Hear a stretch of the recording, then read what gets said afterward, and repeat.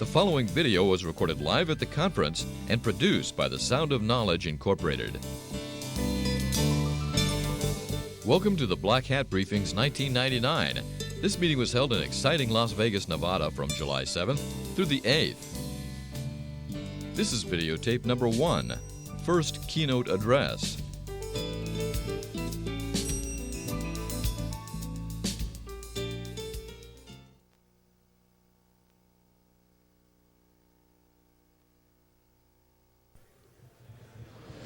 We're sort of waiting for a overhead projector, but we're not going to slow things down because of that, so I'm just going to start off instead. I don't know how many people are outside, but if we could close the doors, I guess. Hopefully no more alarms will go off. All will be well. Oh, there's the overhead projector. Perfect. Excellent segue. Just stick it up right over there. So my name is Jeff Moss. I'm the organizer of Black Hat. And I also organize DEF CON. And this is the third year of Black Hat, and I'd like to thank all of you for showing up for my party here in Vegas. But first off, I wanted to thank all the speakers. If there are any speakers here, if everybody could sort of stand up. Any speakers here? Everybody give them a round of applause.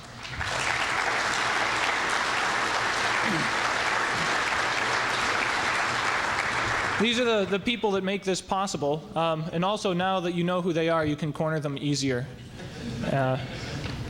Also, I wanted to thank the sponsors, Aventail, Secure Computing, Microsoft, even though that guy never got me his speech on time, the NCSC, Counterpain Systems.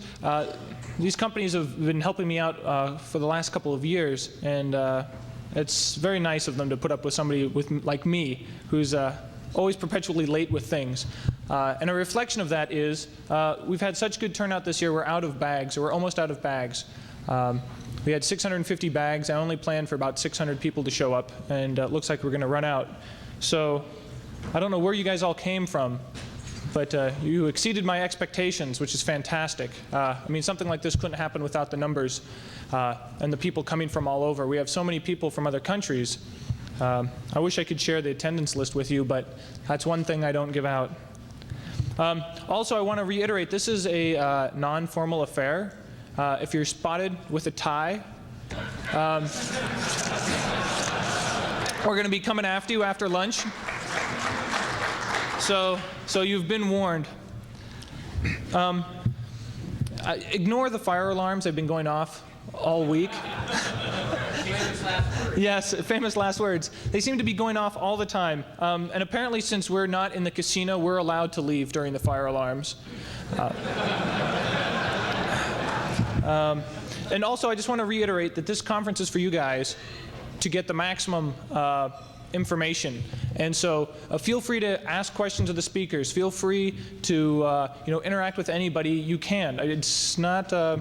I'm not trying to make it stuffy. That's with a party last night. I'm trying to break the ice so you guys can meet each other. So that's clear. You will be social. Okay, there's been questions. I didn't make this too clear. If you attend Black Hat, you get into DEF CON for free. You just show your badge at the door, and you get a DEF CON badge. So you don't have to reveal your secret identity to anybody. You'll just get an anonymous DEF CON badge if you show up later on this week with your Black Hat badge.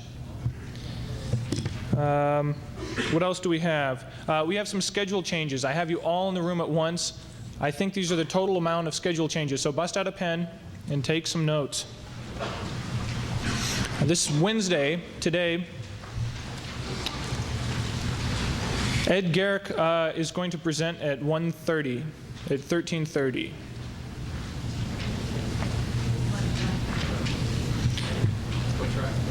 What's Ed Garrick? What track is that, Jack? What was it? He was 4 o'clock Thursday. He was 4 o'clock Thursday. He's now 1:30 today. Okay, then on Thursday we've got at 13:30 to 15:40, track A and B are going to swap rooms due to technical requirements. They need access to the 3 screens here. So A and B is going to swap. And then on Thursday at 1600, Simple Nomad will be speaking. So he's going Thursday instead of today. Let me see. Then there's two other. Track B on Thursday. Gene Schultz is going to present at 9:50. And then Larry Korb is going to present at 14:40 at 2:40. And lunch and the reception and the two other tracks, the signs aren't here. You just go down the hallway to my right, your left, and down the escalators, and there's track A, B, there's a press room, there's the reception, that's where lunch is going to be. Up here, we have the huge screens and the 3 systems set up, so all the people with technical requirements for the 3 screens are going to be up here, so that's pretty much track A. Okay, so that's pretty much it. Any questions? Any concerns before we get going here? Okay. John David's going to introduce our first keynote speaker. And he'll wield the scissors. Thank you. Jeff, I don't care what they say about people in suits. You know, we have to, hold up the honor. It's my pleasure this morning to introduce our first keynote speaker, and that's Dr. Jeffrey A. Hunker. And about a week ago, he just got a new job. He is now Senior Director for Infrastructure Protection on the National Security Council. Now, prior to that, Jeff was the Director of the Critical Infrastructure Assurance Office. And as Director of that office, he was responsible for bringing together an integrated national plan for addressing both the physical and cyber threats to the nation's information and communication system, transportation, banking and finance, key government services. Now, he also coordinated a national education and awareness program, as well as developing legislative and public affairs initiatives. Prior to joining the Critical Infrastructure Assurance Office, Jeffrey was Deputy Assistant to the Secretary of Commerce. And it's unusual because Jeffrey brings to the government the private sector interest, because he was a Vice President of Corporate Finance at Kitty Peabody in New York. And he has an AB in Engineering and Applied Physics from Harvard College and a doctorate in Business Administration from Harvard Business School. Now, let us welcome Jeffrey Hunker, and we have his view graph set up, so welcome.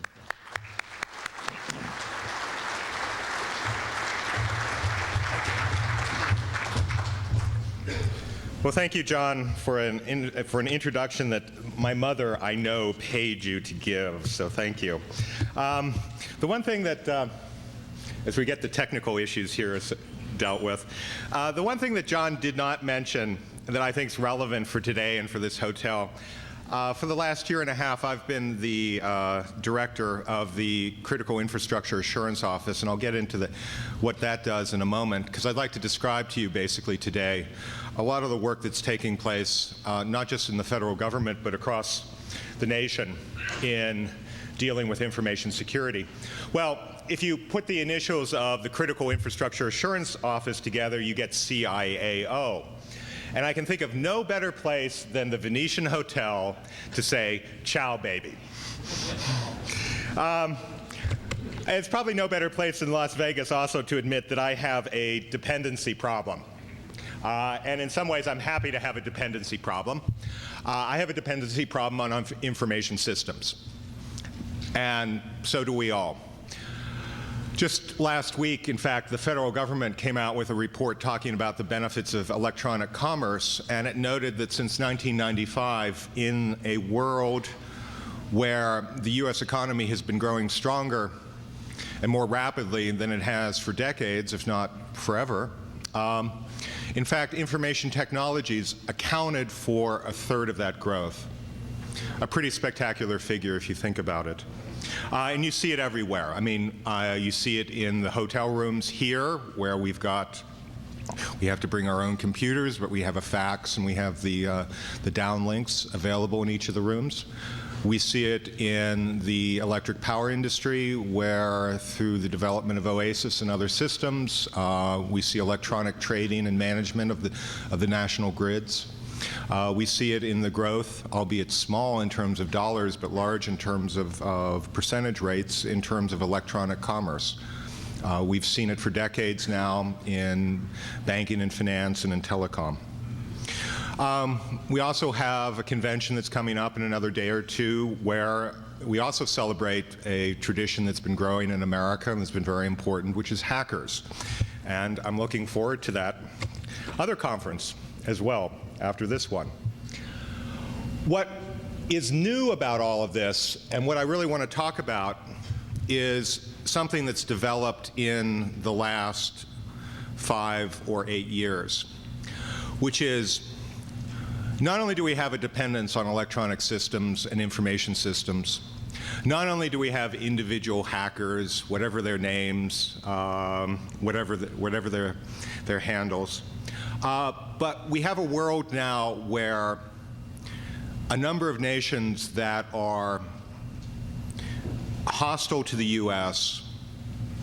and several terrorist groups that are well-financed, and quite arguably a number of organized crime elements, are systematically developing organized capabilities to attack U.S. information systems.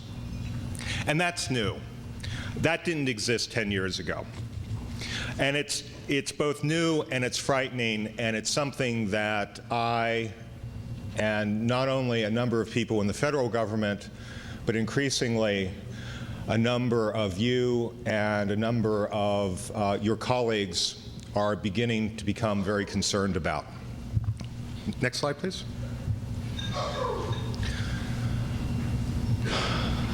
I'll make certain, by the way, that there are copies of these slides that are available for those who would like them. Let me just note what's new in the world. We've dealt with hackers, individual hackers, whether they be the outsider for fun or for individual profit, or the insider for whatever motivation, for a long time. What we haven't dealt with is the tagline that I'm talking about on the top of this slide, which is, we know of foreign governments that are creating a systematic and sophisticated capability of attacking the U.S. through cyber warfare means.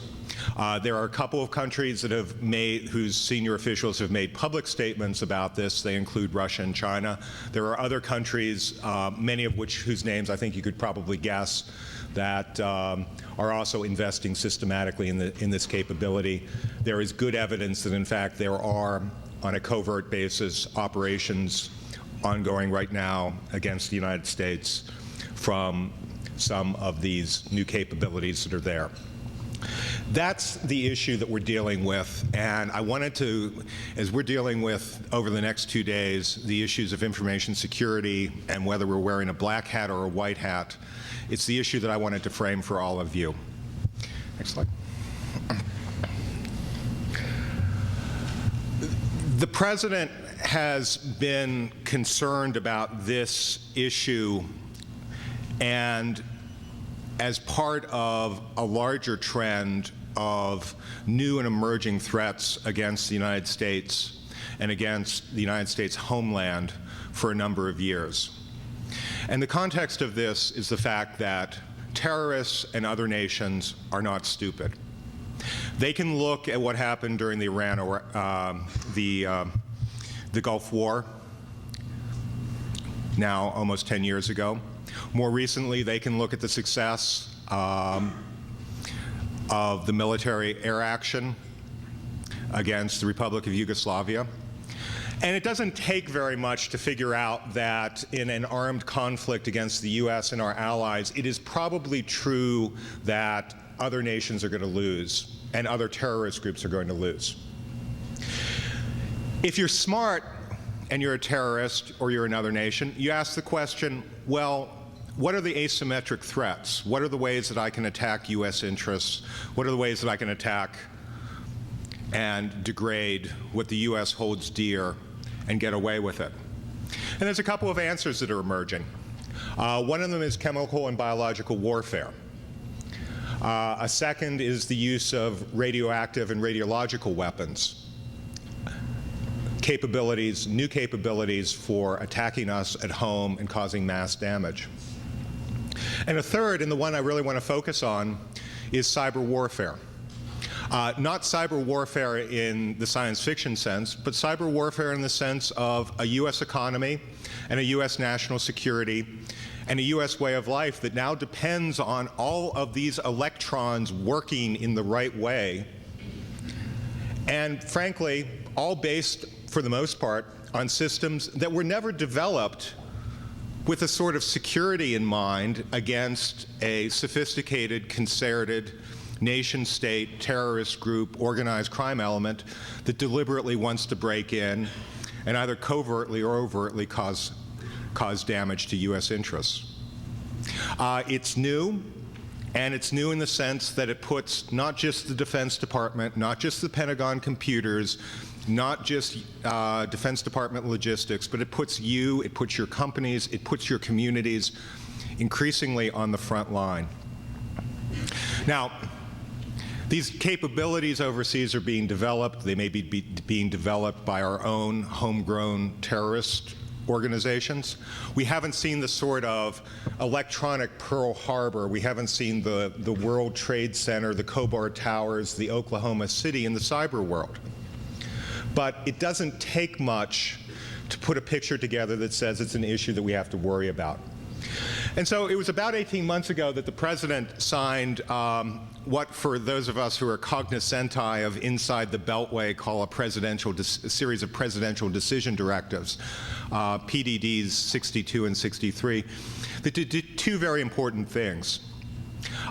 First, it reorganized the federal government for the first time so there was actually a central coordination for dealing with the range of new threats that I was just talking about: chem bio, radiological, cyber. And secondly, and I think very relevant for this group today, it called for the creation of a national capability, a national plan for defending against the new threat of cyber attack. And that's what I've been dealing with. It's what a number of the government officials here have been dealing with over the last year. Now, the President's directive did two things that are very significant. One is it put very tight time frames in terms of actually producing results. I didn't come to Washington with the idea of pushing paper, and the President made clear that he wasn't looking for people who are interested in pushing paper when we're dealing with cyber attack. And so he set some very strict deadlines, including having a full-blown capability for defense against cyber attack by the year 2003. The other thing that the President called for was the recognition that this is not a federal government issue alone, and that in fact, for the most part, the federal government has relatively limited scope of action to deal with this issue. And therefore, it called for developing, as part of a national defense, a real working partnership with the private sector and with state and local governments to address this issue. And that's a great deal of the work that I'm about and that I hope that we can successfully advance in the next couple of days as the basis for further work. Because the simple fact of the matter is, you all own and operate all of the systems that are going to be the subject of these intrusions and these vulnerabilities. For the most part, it is not the federal government that owns them. We can address internally our own problems within the federal government, and we have many, and I'll get into that in a second. But ultimately, it's your systems that even the national security apparatus of the federal government depends on very directly.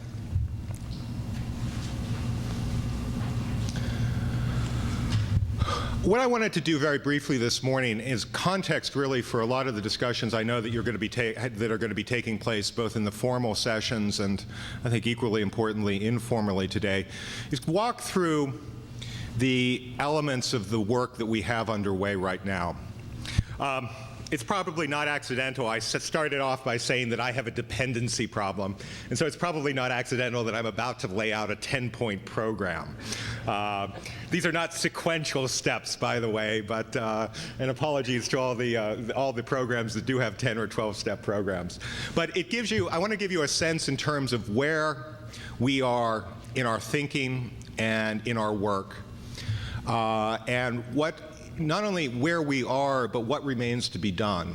Because very explicitly, and what I'm about to present to you is in fact going to be published as a report to the Congress, to the American people, in some detail.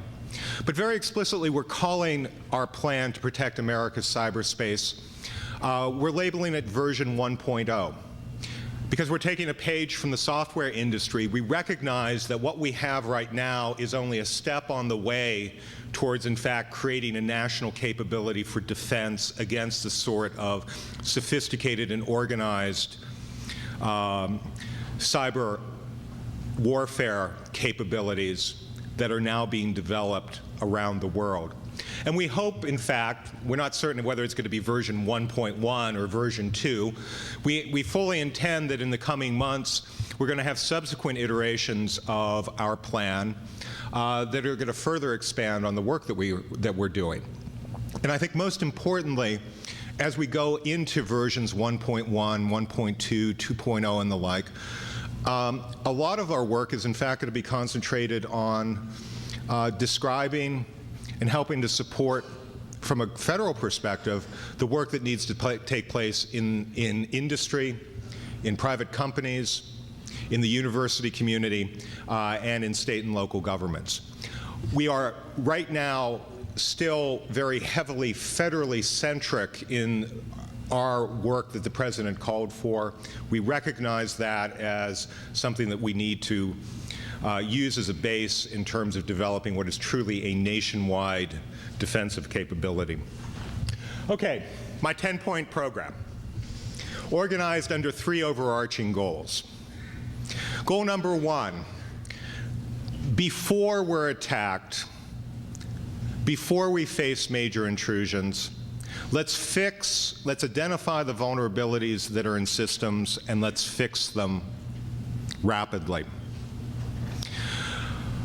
I think one of the things that we've learned as we've worked both with a number of the major providers of the sort of critical information infrastructures that America depends on, whether it be the IT and the telecom companies, whether it be internally within the federal government, whether it be the railroad industry or the electric power industry or the banking industry, all heavily dependent on electronic media. I think one of the things we've learned and come to appreciate is just exactly the extent to which all of the systems that we're using right now are full of holes. They're like Swiss cheese. In some cases, that Swiss cheese in fact has holes that were apparently deliberately introduced. In many cases, it hasn't. But in all cases, we recognize that we've got to identify what our critical vulnerabilities are, and we've got to fix them. And we're actually starting that both by working with a number of the key players in the private sector, but equally by putting our money where our mouth is, where our policy is, by starting to fix the problems, the information security problems that the federal government has.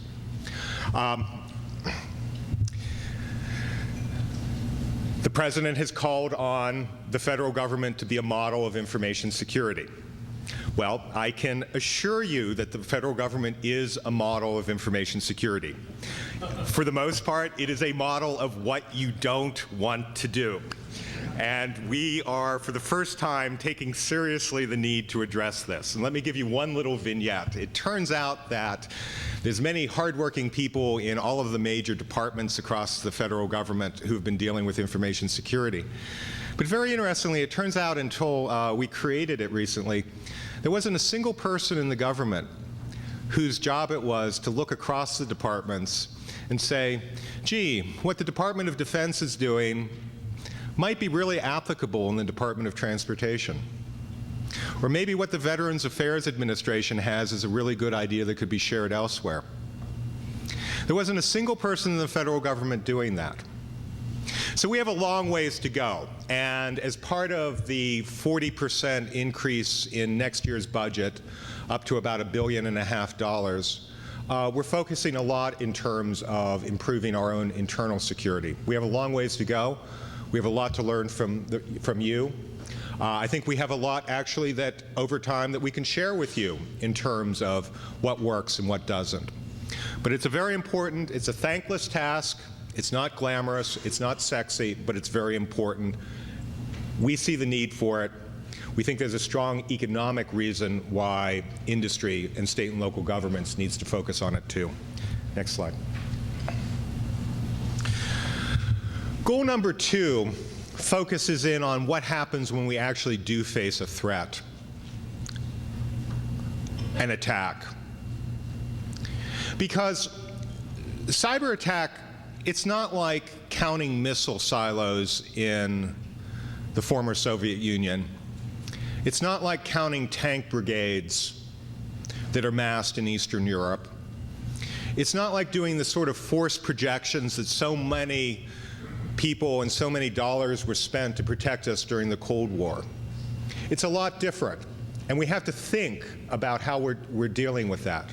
And we have to think about that because really for the first time, as I mentioned, it's not just an issue of protecting U.S. bases against Soviet missiles that are flying over the northern Arctic regions. It's about protecting U.S. companies that are being intruded into. It's about putting together patterns of intrusion data that might indicate a sophisticated terrorist or economic intelligence operation. And there's been a long tradition, and I think it's probably been an appropriate tradition in years past, when companies, God knows I've been part of organizations before I joined the federal government that did this, when companies, universities, and the like had a serious breach of information security.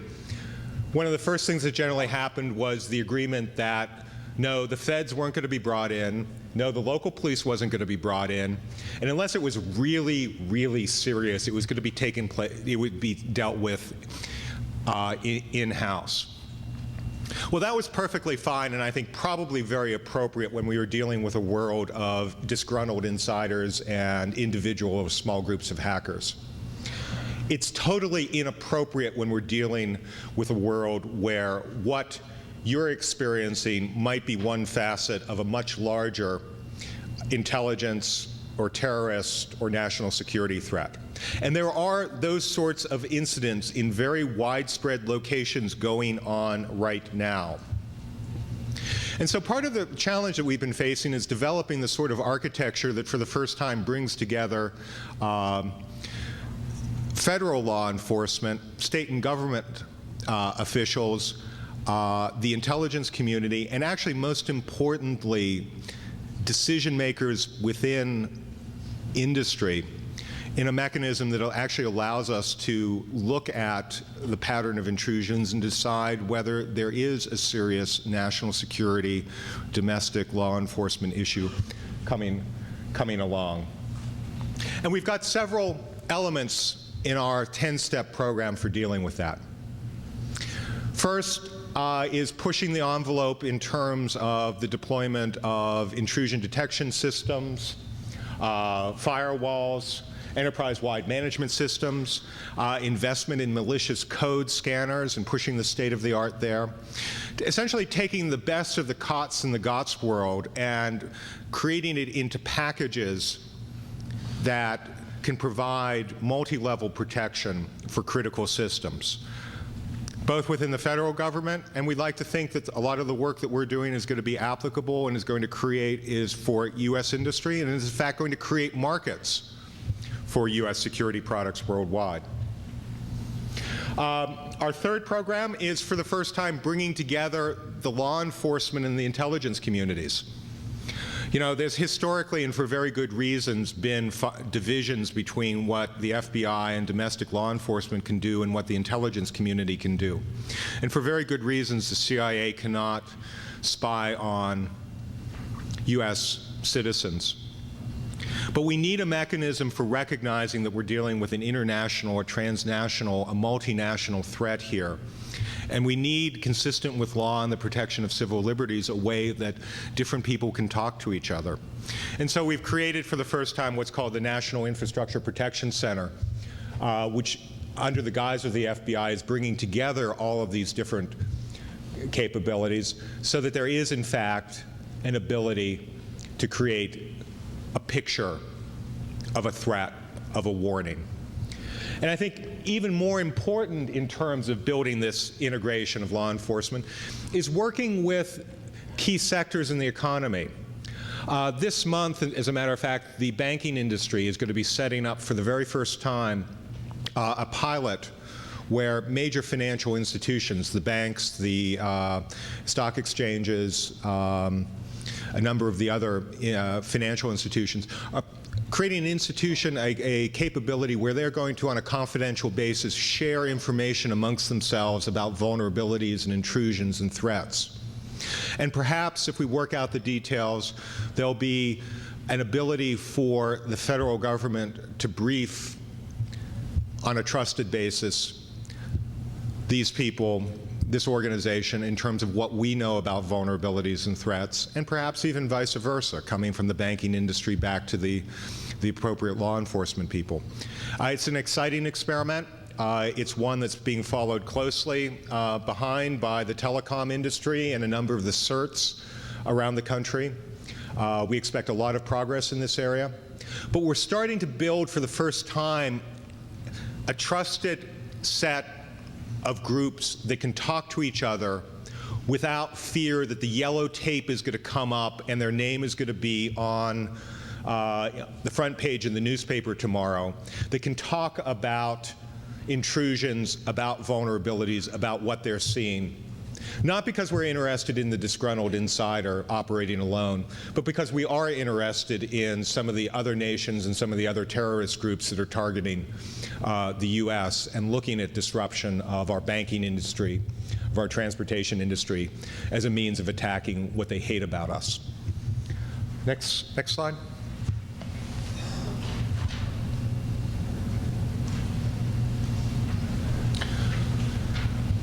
We're also, fourth program, pushing the technological envelope and taking, really building off of some work that's been going on within the services, within the Department of Defense, to build next-generation intrusion detection systems.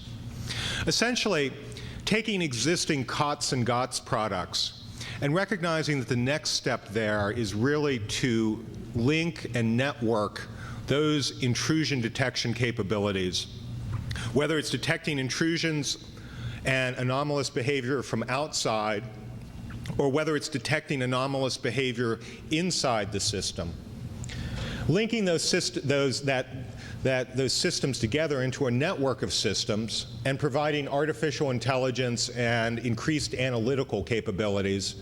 First, for the most part, it's going to be human capabilities, but increasingly automated AI capabilities, so that an attack or an intrusion or anomalous behavior on one part of a network of critical systems can be instantly identified and known to all, and so that we have a pattern, we have a program of automatic as well as policy and human-based responses for dealing with that.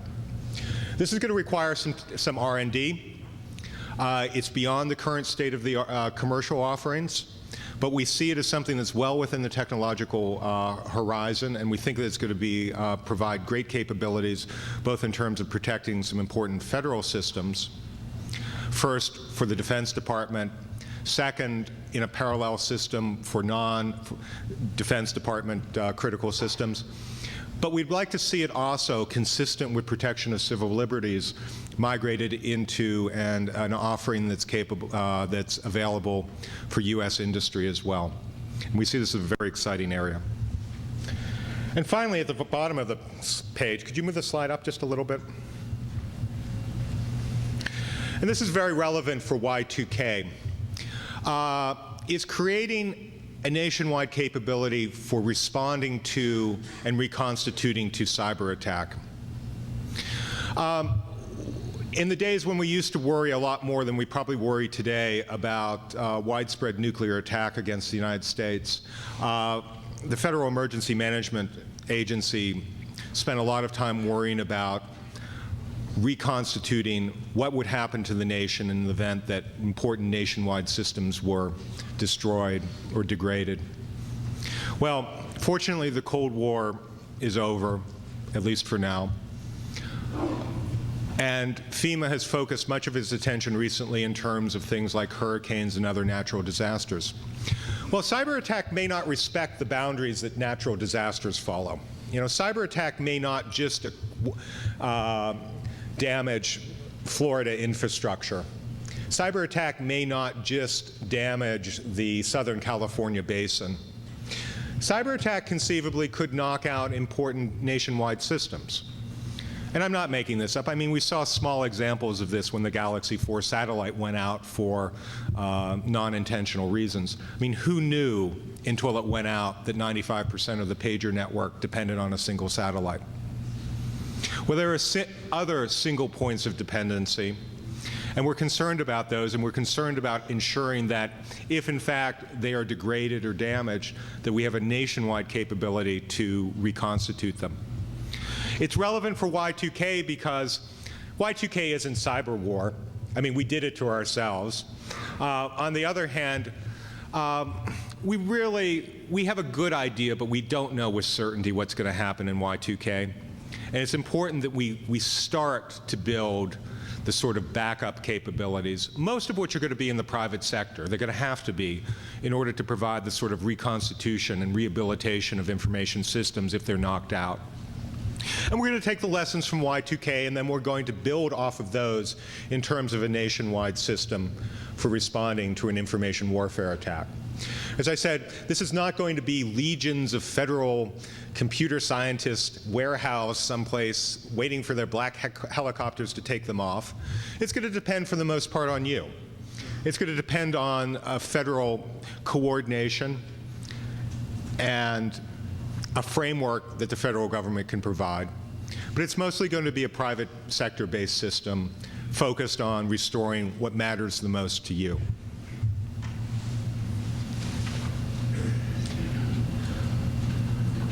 This is just a little schematic. I mentioned earlier the next generation intrusion detection systems. And this is just a little schematic of the work as we would conceptualize it, where different systems represented by the different circles would themselves have both external and internal intrusion detection systems, abilities to identify anomalous behavior. And we'd have information flowing with the appropriate automation and artificial intelligence to centralized network centers that can provide both the response and perhaps improved defenses, as well as rehabilitation and reconstitution of systems, both on a manual and on an automated basis. Next slide.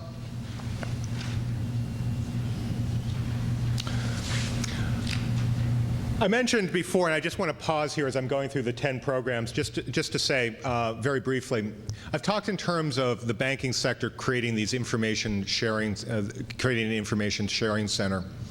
There's a number of questions that are out there. We've never done this before, and there's a lot of different experimentation that's going on. Are we going to have one information sharing center? Are we going to have many? And so on and so forth. I do think that it's an important area, and it's one that we definitely want to be working with you on. Go ahead.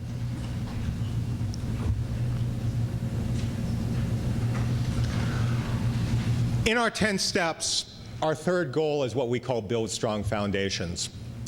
R&D is a very important part of this. Let me just note that next year we'll be spending well over $500 million in federal R&D.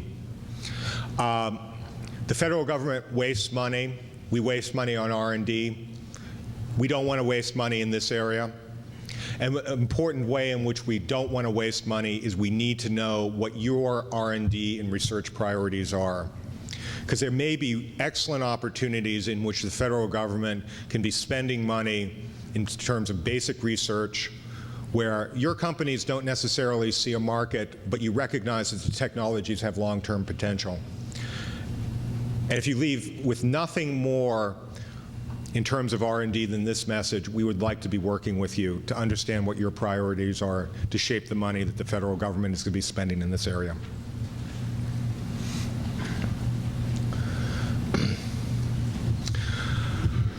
People don't oftentimes think of education as being part of information security and defense against cyber attack. I do want to emphasize that it's an important element in our work. We are starting up in the FY00 budget, which starts this next year, some work in a scholarship for service program. The idea being, essentially, it's not a military program, but in some ways it's modeled after ROTC.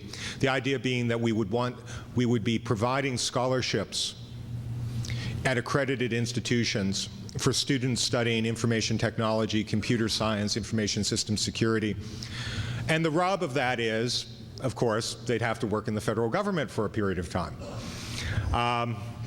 Now, after that period of service, if they want to go off and you want to hire them at 3 times the salary, that's great.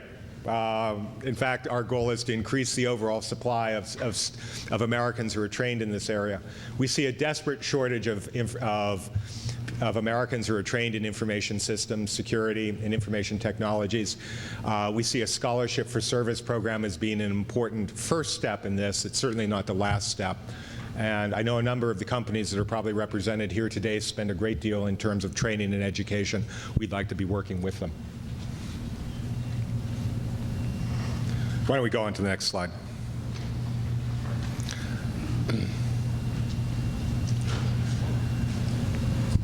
And finally, last 3 of our programs, we'll be launching something similar to the Partnership for a Drug-Free America, what we call the Partnership for Critical Information Security, as a vehicle for industry to jointly act with the support of government in improving our security for information systems. We'll be working with the Congress in terms of not only the budgetary federal requirements that you all are looking for to demonstrate that we're putting our money where our policy is, but also in terms of revisiting some of the landmark statutes that define what we do in information security to ensure that they are up to date.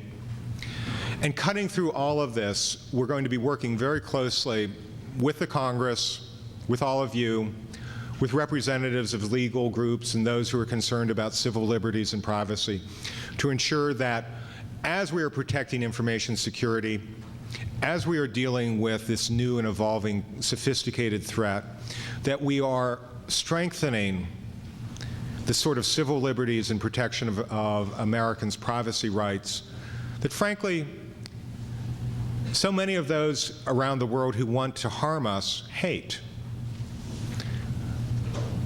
And that is going to be a very important part of our work. So those are the 10 programs. Why don't we skip that slide? Those are the 10 programs. Let me just leave you with the notion that there's a lot of the work that we're doing that, in fact, is something that the federal government can't do. I've outlined 10 programs. They're all funded in the President's forthcoming budget. We'll be spending a lot of effort across the White House, the Defense Department, the Department of Veterans Affairs, Health and Human Services, the intelligence community, FBI, Secret Service, the Commerce Department, Treasury. Everybody is involved in this. We're working with the electric power industry, many senior leaders in banking and finance, a number of software and hardware manufacturers in this area. I've laid out 10 programs that are a start, but there's a lot of work that actually needs to be done that the federal government can't do, and I don't want to be really explicit about that. We can't set up the sort of information sharing mechanisms that you need to discuss amongst yourselves what your vulnerabilities are and who is intruding into your systems. We can help, but we really can't do it ourselves There are people here from the National Institute of Standards and Technology and the National Security Agency. They can help. But in terms of the sort of best practices or good practices and standards for information security, that's something that industry needs to come together around. And it's, I think, one of the desperate crying shortages that are there. And we need to raise the awareness of decision makers and of regular Americans about this problem. So with that, let me leave you with, actually the next slide after that. Let me leave you with a little bit, my job of contact information. My job is, and the job of the Critical Infrastructure Assurance Office, and my new job at the National Security Council, is effectively to be connecting the dots. It's to be working with you in developing a nationwide capability. Email is Jeffrey_A_Hunker. Not a very user-friendly email address, I admit. We'll deal with that later. First things first, at nsc.eop.gov. That's National Security Council, Executive Office of the President.gov. And I'd encourage you also to work with the Critical Infrastructure Assurance Office. Their email address is chow@ncr, which is nationalcapitalregion.gov. So with that, I'm delighted to be here. And once again, as I said at the beginning, ciao, baby. Thanks very much.